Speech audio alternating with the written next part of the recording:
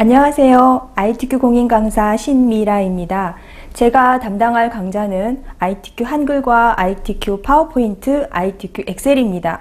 ITQ 시험을 준비하시는 수험생 여러분들께 제가 수년간 ITQ 공인 강사와 ITQ 시험 감독관으로서 지냈던 여러 경험을 바탕으로 여러분들이 ITQ 시험에서 고득점을 취할 수 있도록 제가 가지고 있는 여러 노하우들을 아낌없이 전수해 드리도록 하겠습니다.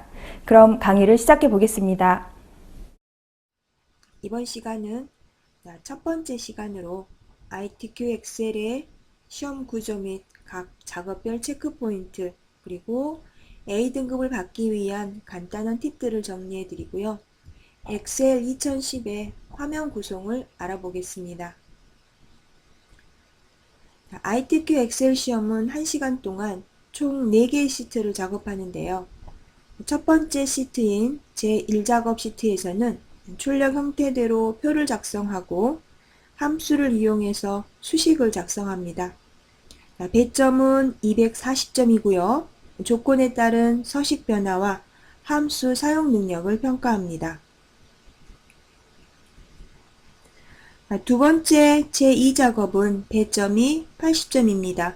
총 3가지 유형의 문제가 출제될 수 있는데요. 그중 첫 번째 유형은 고급 필터 작업입니다. 조건에 맞는 데이터만 추출할 수 있는 데이터 필터 능력과 서식 작성 능력을 평가합니다. 제2작업의 두 번째 유형은 중복 데이터 제거입니다. 중복된 데이터를 제거해서 원하는 결과를 추출하는 능력과 서식 작성 능력을 평가합니다.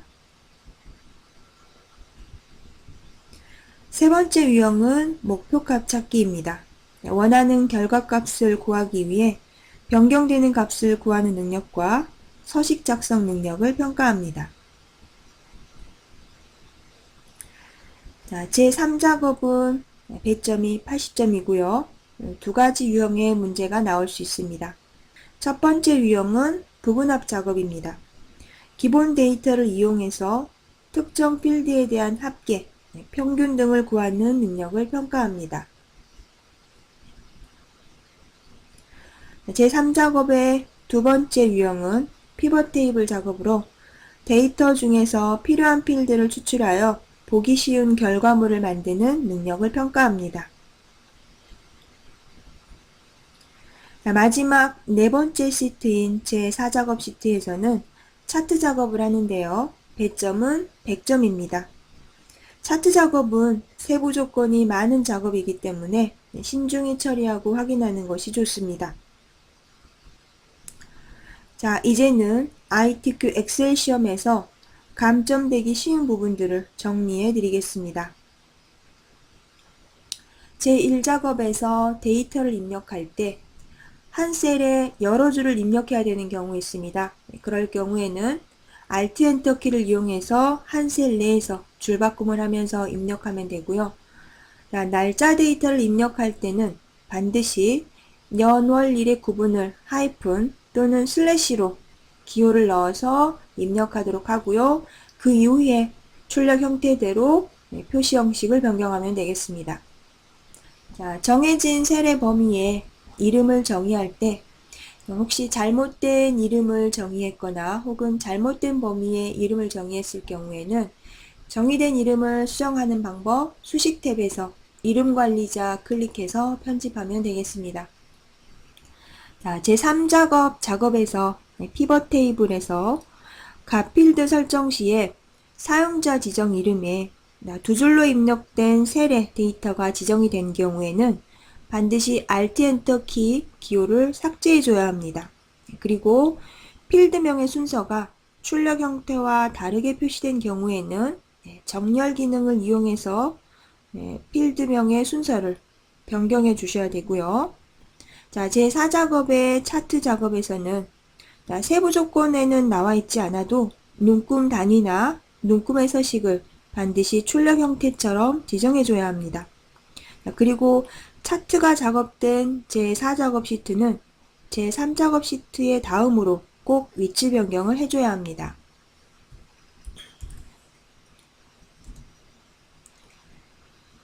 다음은 ITQ 엑셀 시험을 준비하면서 자주 하는 질문들을 정리해 봤습니다. 자, 첫 번째, 제1작업을 할 때 함수를 풀지 못하면 실격인지 질문하는 분들이 있습니다. 아무래도 함수가 조금 어렵기 때문에 그런 질문들을 하시는 것 같은데요. 함수를 풀지 못하면 풀지 못한 해당 문제에 대해서만 감점이 되고요. 자, 제2작업과 제3작업, 제4작업에는 점수에 영향이 없습니다.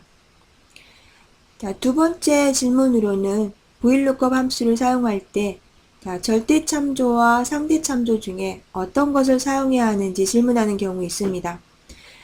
자, 경우에 따라서는 반드시 절대 참조를 해야만 결과값이 정확하게 나오는 경우가 있습니다. 하지만 결과값이 한 세례만 출력이 되는 경우에는 절대 참조를 하건 혹은 상대 참조를 하건 모두 다 결과값이 같은 값이 나올 겁니다. 그래서 어느 것을 사용해도 모두 다 정답으로 처리됩니다. 세 번째 질문으로는 모든 작업을 할 때 맑은 고딕 11포인트로 맞춰야 되는지 질문을 하는 경우 있는데요. 제1작업에서만 맑은 고딕 11포인트로 맞추면 되고요. 제2작업과 제3작업은 1작업을 복사해서 붙여넣기 하는 작업을 하기 때문에 어차피 글꼴이나 글자 크기가 동일합니다. 그래서 특별히 제2작업과 제3작업에 폰트 신경 쓰지 않으셔도 되고요. 제4작업 차트에서는 지시사항에 따라서 각 폰트에 대한 건 설정하면 되겠습니다. 자, 네 번째로 차트 작업을 할 때 지시사항대로 다 작성을 했는데 감점이 된다고 의아해하는 수험자분들이 있습니다. 차트는 지시사항대로 작성한 후에도 반드시 출력 형태와 비교를 하셔야 됩니다. 그래서 조건에 나와 있지 않아도 세부 항목까지 출력 형태와 맞춰줘야만이 감점이 되지 않습니다. 자, 다음은 코아스 전송할 때 주의사항인데요. ITQ 시험을 준비할 때 엑셀뿐만이 아니고 다른 과목에 대한 시험을 준비할 때도 마찬가지지만 작업을 하다 보면 자꾸 답안을 저장하고 전송하는 일에 소홀히 하는 수험자분들이 있습니다. 그런데 시험장의 컴퓨터 환경은 항상 안전할 수 있는 상황이 아니거든요. 작업 중에 어떤 예기치 않은 일이 발생해서 내가 작업했던 그 내용들이 다 사라질 수 있기 때문에 수시로 답안을 저장하고 전송하는 습관을 들이시는 게 좋습니다. 10분 단위로 답안을 저장하고 전송한다든지 혹은 적어도 한 개의 작업을 끝내고 나면 답안을 저장하고 전송하도록 해야 합니다.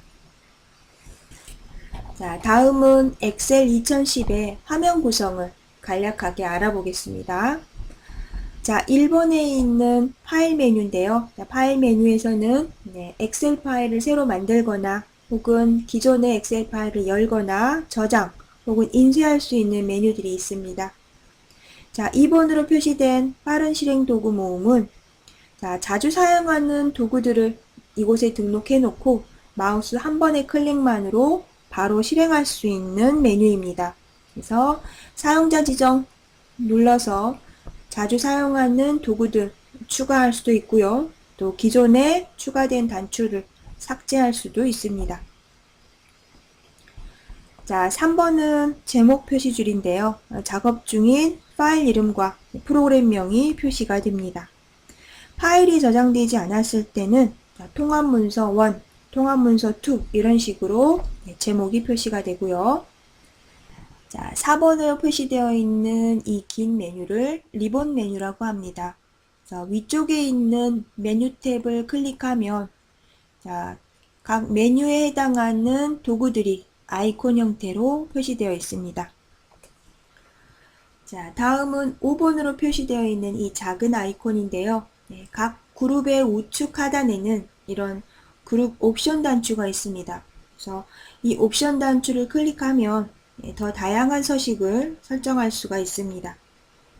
자, 6번으로 표시되어 있는 이 부분은 이름 상자라고 하는데요.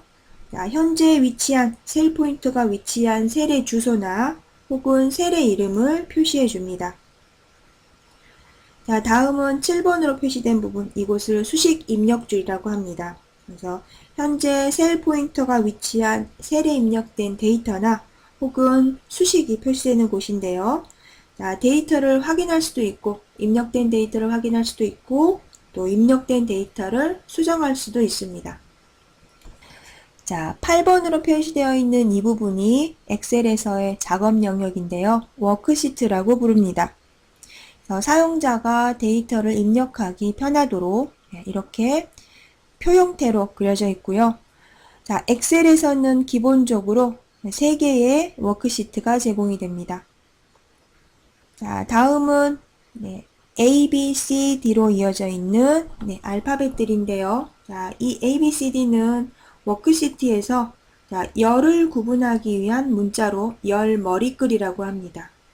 그리고 1, 2, 3, 4, 5, 6, 7 이 숫자들은 행을 구별하기 위한 번호로 행 머리글이라고 합니다. 그래서 A를 클릭하면 A열 전체가 선택이 되고요. 혹은 1을 클릭하면 일행 전체가 선택이 됩니다. 자, 행과 열이 만나는 이 작은 사각형들을 셀이라고 부르고요. 자, 우리가 어떤 특정한 셀에 마우스를 클릭해서 셀 포인터를 위치시키면 이 셀의 위치는 아까 설명드렸던 6번의 이름 상자에 표시가 됩니다. 자, 지금처럼 이렇게 A1이라고 표시되어 있다 그러면 현재 셀 포인터는 A열의 일행이다 라고 표시가 되는 겁니다. 자, 여기 12번이라고 표시되어 있는 A열과 일행 사이에 있는 이 작은 사각형은요. 자, 클릭을 하게 되면 현재 시트의 모든 내용을 선택할 수 있습니다. 그래서 현재 시트의 모든 셀을 한꺼번에 선택할 때는 A열과 일행 사이에 있는 이 작은 사각형을 클릭하면 되겠습니다. 자, 아래쪽에 보시면 지금 시트 1, 시트 2, 시트 3은 엑셀에서 기본적으로 제공하는 시트인데요. 자, 이 3개의 시트 외에 추가로 내가 시트를 삽입하고 싶다 그러면 14번이라고 표시되어 있는 이 아이콘을 클릭하면 워크시트를 삽입할 수 있습니다. 자, 16번에 있는 이 줄은 상태 표시줄이라고 하는데요. 현재 작업 상태에 대한 다양한 정보들을 표시할 수 있는 부분입니다. 자, 이렇게 해서 ITQ 엑셀 시험의 간단한 소개를 드렸는데요. 더 자세한 내용들은 저희가 작업을 하면서 다시 설명을 드리도록 하고요. 다음 시간에는 수험자 유의사항 및 답안 작성 요령 설명을 드릴 거고요. 그리고 첫 번째 작업, 제1작업에서의 표소식 작업 함께 설명을 해드리도록 하겠습니다.